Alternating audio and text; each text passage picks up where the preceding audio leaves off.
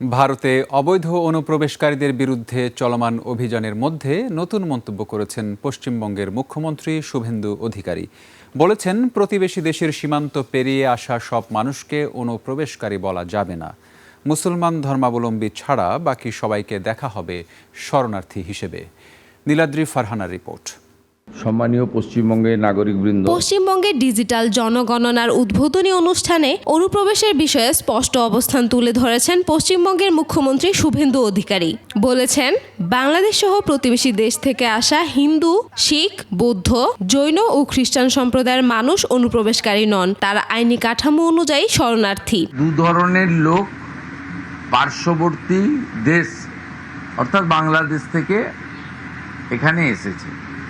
একটা অবৈধ অনুপ্রবেশকারী, তারা এই দেশে বা এই রাজ্যে থাকবেন না। শুভেন্দুর দাবি, 31 ডিসেম্বর 2014 এর মধ্যে ধর্মীয় নির্যাতন বা প্রাণ বাঁচাতে ভারতে আসা এসব শরণার্থীদের বিরুদ্ধে মামলা করা যাবে না এবং পুলিশও তাদের হয়রানি করতে পারবে না। এক্ষেত্রে কেন্দ্রীয় সরকারের নির্দেশিকা অনুসরণ করা হচ্ছে।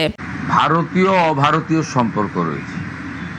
আপনি যেটা ইঙ্গিত করছেন অনুপ্রবেশকারীদের নিয়ে, এক্ষেত্রে ভারত সরকারের স্ট্যান্ড খুব ক্লিয়ার এবং যেটা মুখ্যমন্ত্রীরও স্ট্যান্ড খুব ক্লিয়ার।